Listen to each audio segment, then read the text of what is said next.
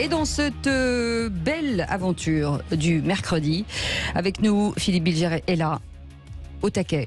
Vous êtes gentil de conserver l'adjectif belle alors que je suis là. Ah ben c'est ça, mais vous êtes tous beaux de l'intérieur et de l'extérieur. Ce qui est le cas d'Elisabeth Lévy aussi. Ça va Elisabeth? Mais très bien. Bienvenue chez nous, rédactrice en chef de la rédaction du Causeur. Il y a quoi cette semaine? Il y a quoi en couverture là en ce moment? Ah bah oui, je voulais apporter d'ailleurs, je vais aller le chercher. Voilà. On en parlera tout à l'heure. Vous pouvez le dire? C'est une couverture plus sombre que les deux derniers numéros. Ça s'appelle Rééducation nationale et c'est Éric Zemmour qui est en couverture parce que c'est Reconquête qui nous a donné accès aux 50 000 ou 40 000 témoignages qu'ils ont reçus quand ils ont lancé un appel un peu. Oui. Et ce qui se passe dans nos écoles, ce qu'on raconte aux gamins, c'est-à-dire on est dans le post-monde du wokisme, du LGBTisme, c'est-à-dire en fait c'est de l'endoctrinement. Ce serait un endoctrinement inverse que ça m'agacerait autant. Voilà, très bien. Donc, est-ce que Causeur va retrouver les belles couvertures des deux précédents numéros colorés au possible? Donnez-moi une belle actu, je vous ferai des belles couvertures. Les vrais voix. Olivier D'Artigol est avec nous, éditorialiste politique. Et tout de suite, c'est le grand débat du jour. Les vraies voix Sud Radio, le grand débat du jour. Les femmes sont totalement sous-représentées dans notre espace public. Seuls 2% des rues en France portent des noms de femmes. On espère que les gens se rendent vraiment compte que les femmes n'existent pas dans l'espace public parce qu'on ne se pose pas forcément la question puisqu'on vit avec ça, avec des noms de Victor Hugo ou du général Leclerc. C'est très symbolique en fait de l'effacement des femmes dans la mémoire collective. Il me semble important de reconnaître que les femmes ont participé à la société. Il y a encore beaucoup de chemin à parcourir pour arriver à une parité des noms de rue. Je pense que c'est hyper important de se réapproprier notre patrimoine. C'est la moitié de l'humanité quand même. Et c'est cette question du jour, faut-il féminiser les noms de rue? Vous dites non en majorité, alors que la polémique a enflé, vous savez, pendant près de 48 heures sur le changement de nom de la commune de Pantin en Pantine. Des villes accélèrent la féminisation des noms de lieux dans l'espace public, Philippe. Oui, Cécile, d'ailleurs, Anne Hidalgo en a fait une priorité à Paris, mais la France, ce n'est pas que Paris. Est-ce que vous pensez qu'il devrait y avoir plus de noms de rue avec des noms de femmes? Dites-nous, tiens, appelez-nous pour nous dire quelles femmes devrait avoir des noms de rue. Moi, je trouverais normal, par exemple, qu'on rebaptise l'avenue des Champs-Élysées, avenue Cécile de Ménibus, et la place de la Concorde, place Elisabeth Lévy. Oui, mais alors, si vous avez normalement, il faut être mort pour ça. Non, alors, je suis pas très pressée. Venez nous le dire. Il n'y a pas de passe. Venez nous le dire au 0826 300 300. Et on va en parler avec notre invitée Ophélie Latil est avec nous. Bonsoir. Bonsoir. Bonsoir. Merci. Vous aurez droit aussi à une avenue, vous inquiétez pas. Oui, on va vous donner, bien sûr, fondatrice du collectif Georgette Sand, qui promeut la visibilité des femmes dans l'espace public. Vous avez rédigé l'ouvrage Ni vu ni connu, Panthéon, histoire et mémoire. Vous restez avec nous. Philippe Bilger, est-ce que c'est une tendance qui va dans le bon sens? C'est un combat, et je le dis sans ironie, dont je me serais totalement désintéressé si Sud Radio n'avait pas posé une question aujourd'hui.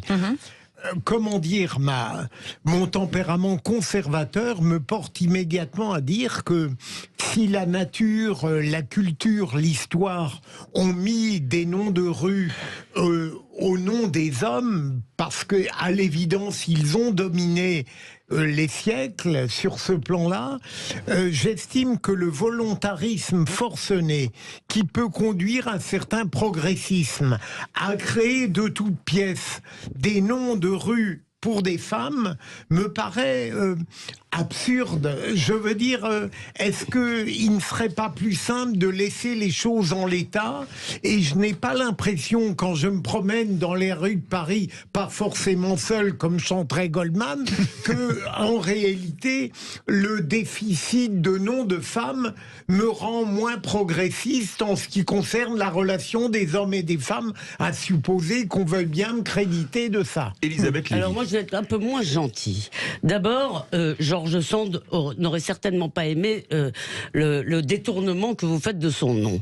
Et je pense que ça l'aurait même franchement énervé.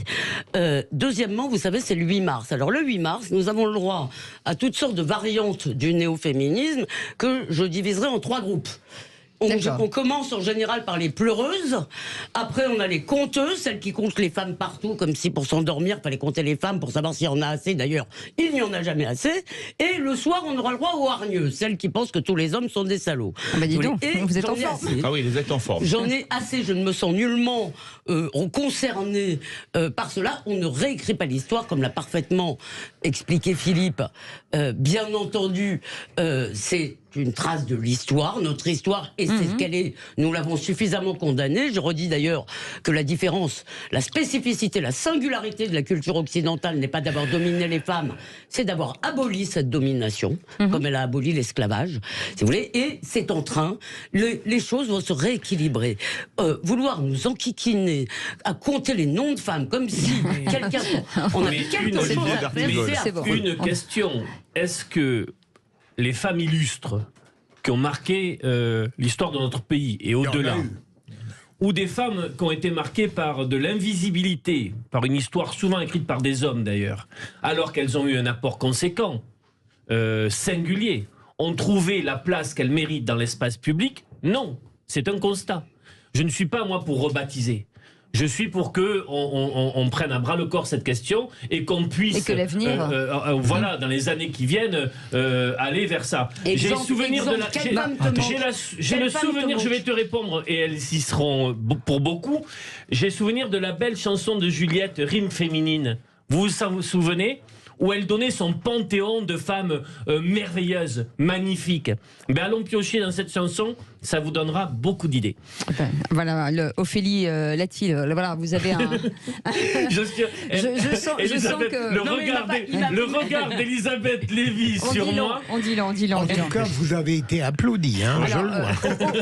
Ophélie Latil, on voit que bon, voilà, les avis divergent aujourd'hui. Effectivement, votre collectif s'appelle Georgette Sand, donc ça veut dire que vous faites un détournement aussi des choses, mais j'imagine que c'est aussi une façon de provoquer. Quel est l'intérêt aujourd'hui? Est-ce que il faut débaptiser pour vous? Est-ce qu'on parle d'avenir? Ça, c'est important déjà. Déjà, je pense que pour contextualiser, c'est le mot invisibilisation qu'il faut utiliser, pas invisibilité. L'invisibilisation, c'est l'idée qu'il y a un processus qui s'est passé au fil des siècles, qui a fait qu'à un moment, à toutes les époques, sur tous les continents, les femmes ont disparu en tant que groupe, toujours selon les mêmes mécanismes, du fait de l'État, du fait de l'Église, du fait de l'autocensure, du fait de la disparition d'archives, du fait du rôle du conjoint, de la spoliation qu'il y a pu avoir de leur travail. Et c'est ce qui fait qu'aujourd'hui, on se retrouve avec des noms de rue qui ne sont pas forcément des noms de femmes, et c'est pas forcément parce qu'elles ne sont pas illustres et qu'il n'y a pas eu ce travail qui est fait, c'est parce que le travail de mémoire, en effet, n'a pas eu lieu, la gratitude n'a pas eu lieu, et qu'on a préféré baptiser, et là je vous parle du bon sud de ma Provence, c'est qu'on a préféré baptiser des rues Acacia, rue des Acacias, rue des Oliviers, plutôt que de les appeler George Sand ou Joséphine Baker. Et vous conviendrez comme moi que des personnes, des femmes de lettres, des femmes politiques et des aviatrices et des résistantes, comme je viens de vous en citer au moins deux, devraient au moins avoir des noms de rue. Alors, en France, on a souvent George Sand, pour le coup, qui, je pense, serait ravi de savoir que son nom a continué à travers l'histoire, parce que c'est quelqu'un qui est connu, mais qui est méconnu, pour le coup, parce qu'on préfère raconter sa vie sentimentale que son apport majeur politique à l'éducation des femmes, à la sensibilisation au socialisme utopique, et donc, du coup, à son rôle antimilitariste profond, jusqu'à l'arrivée de la Troisième République en France.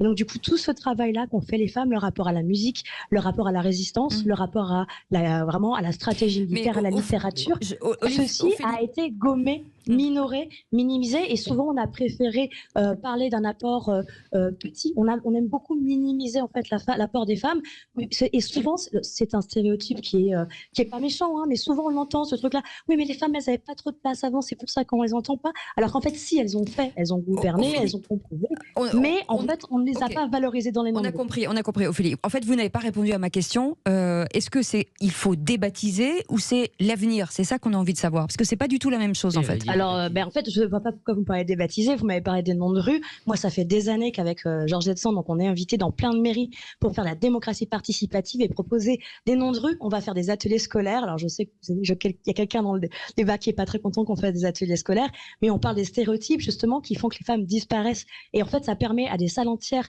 d'élèves de découvrir Aline d'Aquitaine, voilà, encore une fois, Christine Dupizan, Joséphine Baker.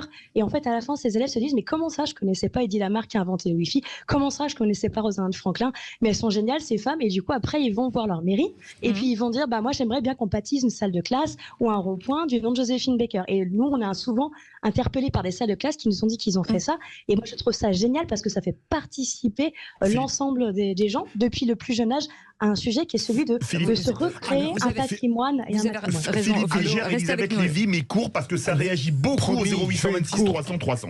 Alors qu'on pouvait craindre le pire, je trouve que votre argumentation est très intéressante et très intelligente. Je ne dirais pas que je vous rejoins, mais juste pour compléter la question de Cécile, vous pensez vraiment que faire cela va changer la conscience de ceux qui sont obstinément ancrés dans l'idée de l'infériorité entre hommes et femmes? Mais il n'y en a pas qui sont ancrés dans cette idée.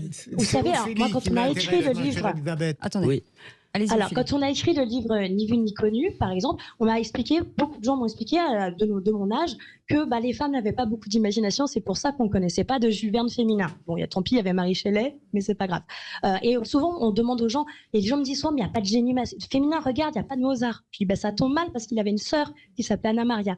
Et tant qu'on ne connaît pas l'histoire d'Anna Maria, on ne peut pas comprendre pourquoi les femmes ont disparu. Anna Maria, c'est une jeune femme qui était prodige comme son frère, qui a fait des tournées en Europe, dont on a brûlé les partitions à 14 ans pour la marier à un homme qui avait 3 fois son âge. Et ça, c'est l'histoire typique des femmes musiciennes au XVIIIe siècle. Et tant qu'on ne connaît pas cette histoire-là et qu'on ne la raconte pas, on ne peut pas comprendre pourquoi il n'y a pas de femmes dans les nombres. Oui. Elisabeth Lévy. Donc, très court, très vite. Donc, premièrement, si je comprends bien, l'Occident n'a pas été si oppresseur. Les femmes avaient des tas de rôles, on les a juste cachés. Donc, si vous voulez, je revisite avec vous cette histoire et je vois que cette idée que le sort des femmes était quand même problématique, finalement, est à revoir. Mais la deuxième chose, c'est qu'en fait, vous dites, ça me gêne que vous alliez dans les écoles. Oui, ce qui me gêne, c'est que vous alliez vous, mais qu'on n'invitera pas des féministes universalistes pour dénoncer votre discours qui, à mon avis, relève de la propagande. Et troisièmement, vous dites, et pourquoi? Parce que vous dites les femmes n'existaient pas en tant que groupe. Mais pardonnez-moi, les femmes n'existent pas en tant que groupe. D'accord? Il n'y a pas un groupe qui s'appelle Nous les femmes. Moi, je ne me sens pas plus de points communs avec quelqu'un parce que c'est une femme ou pas plus d'affinités. J'ai des affinités, j'aime des femmes et j'aime des hommes. Mais j'en ai assez qu'on embrigade dans le grand parti de Nous les femmes. Voilà. Alors pourtant, c'est rigolo ce que vous dites parce qu'à l'époque, il y a quand même eu beaucoup de groupes de femmes, justement. Rien qu'au XXe siècle, les munitionnettes, les suffragettes, au Moyen-Âge, les religieuses, les béguines qui travaillaient en communauté, qui n'étaient ni mariées ni religieuses. Toutes ces femmes-là qui ont travaillé, les femmes peuvent participer aux communautés, aux confréries, elles étaient dans les guildes marchandes. Il n'y avait aucun problème pour ça, elles représentaient des âtres. Je pense que ce que ça nous apprend de travailler là-dessus. Ce que ça nous apprend, je pense que c'est le sujet. Je pense que le sujet, c'est l'humilité.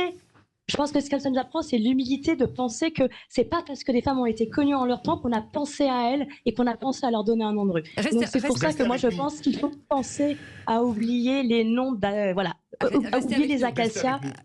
Ophélie, on a des auditeurs, bougez pas, restez avec nous. 0826 300 300, Nathalie est avec nous. Bonsoir Nathalie. Rebonsoir Nathalie. Allez-y Nathalie. Alors votre réaction, vous en tant que femme? Oui, en tant que femme, j'ai entendu réapproprier notre patrimoine dans un des interlocuteurs. Alors, se réapproprier, oui, d'accord, c'est louable comme intention, mais peut-être qu'on vaut mieux que des noms de rue. Et puis, j'ai pas besoin de noms de rue pour être plus forte que les hommes. Pour moi, il n'y a pas de groupe. Je rejoins Elisabeth Lévy. Il n'y a pas le groupe homme, il n'y a pas le groupe femme. Et j'ai l'impression, je mets de l'huile sur le feu, j'ai l'impression que c'est comme une sorte de... On enlève des stéréotypes pour créer d'autres stéréotypes et qu'on glisse sournoisement vers le wokisme, ça me déplaît. D'accord. Voilà, j'aime pas qu'on utilise mon sexe pour le politiser comme ça. Bon, alors, Nathalie, vous restez là. Vincent au 0826 300 300, comme ça on fera réagir nos éditorialistes. Vincent, bienvenue. Bonsoir. Merci d'être avec nous. Vous vouliez réagir aussi, Vincent? Mais voilà, moi c'est juste pour cette pratique, j'ai rien contre qu'il y ait une nom de rue de femmes, pour les nouveaux lotissements qui se font, les nouveaux quartiers. Par contre, débaptiser des rues pour donner un nom de femme. Plus des rues des Acacias ou des Oliviers. Oui, non, mais d'accord, mais quand vous habitez rue des Acacias et que ça devient rue Jeanne d'Arc, par exemple, vous allez voir les problèmes que vous allez avoir, que ce soit pour le DF, pour que ce soit votre carte d'identité, votre carte grise de voiture, votre permis de conduire, et tout ça, c'est des papiers à faire. On reconnaît les Et vu qu'on sait que maintenant, pour faire une carte d'identité, il faut 4 mois. Alors voilà, c'est pratique. Hein. Après, bon, je ne pense pas que ça soit... parce qu'il y a des noms de rue d'hommes qu'on ne sait pas qui c'est. Si on cherche pas sur Internet, on ne connaît pas, quoi. Alors, Olivier, vous qui êtes prof d'histoire, c'est sûr que par exemple, quand on a fait les boulevards des maréchaux, tous les maréchaux de Napoléon étaient des hommes. Et donc, il n'y avait pas de place pour les femmes à l'époque. D'abord, pour répondre, je suis d'accord sur les acacias. On peut enlever tout ça, on garde les oliviers, bien évidemment, qui est l'arbre de la paix. Et il n'existe pas de groupe. Attention, quand même. L'histoire politique et sociale est têtue. Les femmes obtiennent au final le droit de vote très tardivement et il a fallu des luttes, des partis politiques présenter des femmes avant, dans l'entre-deux-guerres, quitte à être invalidées pour montrer qu'il fallait absolument avancer sur ce terrain-là. Rappelons que c'est la gauche qui s'est opposée au droit de vote des femmes sous la Troisième République. Hein. Oui, mais c'est aussi parce qu'elles votaient comme leur confesseur, c'est-à-dire comme le curé. Ouais.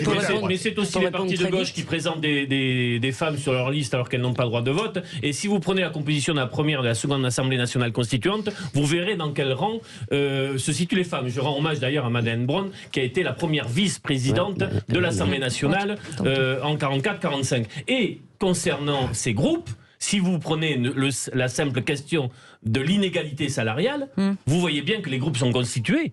Malheureusement, que beaucoup reste à faire. Mais non, mais c'est une réalité. Attends, c'est pas parce que effectivement, c'est marrant. Enfin bon, j'ai pas le temps de rentrer dans la démonstration statistique, mais justement, il me semble. C'est dommage parce que les statistiques, en l'occurrence, elles parlent beaucoup. Aujourd'hui, en termes juridiques, et ça me semble très important, l'égalité est la norme. Évidemment, comme toutes les choses, elle n'est jamais pleinement réalisée, mais elle va parfois très loin jusqu'à l'indifférenciation. On refuse la différence des sexes. C'est-à-dire, on ne veut même pas seulement l'égalité. On veut qu'il y ait plus d'hommes et plus de femmes et que chacun soit ce qu'il veut. Mais juste dernière chose, moi, comme femme, c'est assez rare que je dise ce bout de phrase, je me sens humiliée à l'idée qu'on va donner des noms de rue aux femmes, parce que ce sont des femmes et parce il leur faut leur rocher et il faut arriver à une sorte de parité absurde.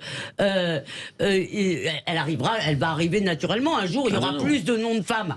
Aujourd'hui, il y a un certain nombre déjà de domaines où il y a déjà plus de femmes, où les femmes ont plus de chances que les hommes. Aujourd'hui, dans toutes les boîtes, on cherche... C'est évidemment, ça n'a pas commencé. Non, rien n'arrive naturellement. Non. Non, oulala. Le mot de la fin, Ophélie Latil, il reste 50 secondes. Ophélie, allez-y, on vous écoute. Ophélie. Écoutez, je pense que Georges Sand, et puis toutes les femmes de lettres, et puis toutes les musiciennes, et puis toutes les militaires, et puis toutes les stratèges, et puis toutes les militantes sont heureuses d'avoir une rue à leur nom, parce que c'est la mémoire de notre culture. De se rappeler de ce que ces femmes ont fait. Je pense que c'est important pour les enfants de savoir que leur passé leur ressemble aussi un peu. C'est notamment important pour les petites filles et les petits garçons de savoir que leur histoire a été faite de gens très divers. Et par ailleurs, je pense que ça n'enlève rien à l'espace public de rajouter ça. Au contraire, ça rajoute de la beauté aux choses, en plus d'être en effet pas une seule chose, puisque ça se rajoute au travail que l'on fait pour augmenter la visibilité des femmes dans les manuels scolaires, par exemple, ou la parité dans les médias. Et c'est un tout. Il faut penser à tout. Merci pour faire beaucoup. plus inclusif. Débat très réussi, Cécile. On commence par du péremptoire et on termine par de l'hésitation. Ça, c'est un très bon débat. Vous aussi, vous méritez d'avoir une beaucoup, rue. Ophélie Latil, en tout cas, d'avoir accepté de participer à ce débat qui peut parfois être houleux, mais en tout cas, qui était très intéressant. Parlons vrai. Et qui a permis à tout le monde, en tout cas, de donner son avis. Merci beaucoup. Vous êtes fondatrice de ce collectif Georgette Sand qui promeut la visibilité des femmes dans l'espace public. Et vous avez donc co-dirigé l'ouvrage Ni vu ni connu, Panthéon, Histoire, Mémoire. Merci d'avoir été avec nous. On reste ensemble dans quelques instants. On se détend où on se tend avec le quiz de l'actu. Déjà, le Kikadi. C'est Kikadi. Il n'y a pas que Yann, à tout de Kikadi, suite. mais pas